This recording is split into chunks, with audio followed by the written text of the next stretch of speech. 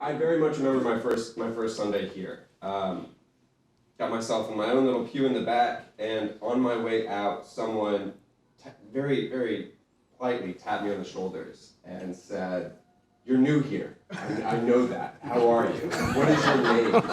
And I was kind of taken aback, because one of the things I do when I get to a new church is I play the passive role of the newcomer. I sit back, I don't say anything to anybody. I want to see how the church is going to respond to a new person, and not just a new person under the age of 30. There's not many of us. And so how is this church going to respond under 30 by themselves on that Sunday? And so I had an extremely, extremely polite conversation with an individual who welcomed me to St. Louis, because it was my first week in St. Louis.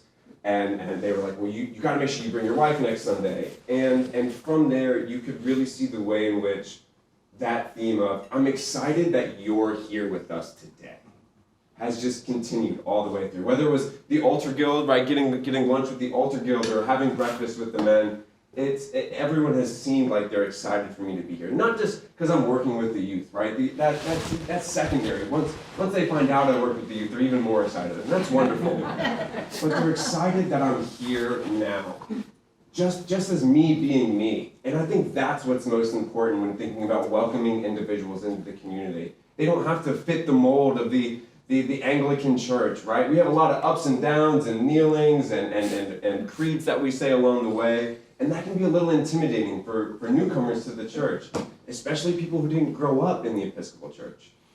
And so accepting those individuals for who they are as they present themselves is just so incredibly important. And I seriously feel that this church has done that for me. And it has made my transition into a staff member here even easier, and has made me more able to ask for volunteer support and those kinds of things. So, yeah, if I could say anything, it's just thank you for welcoming me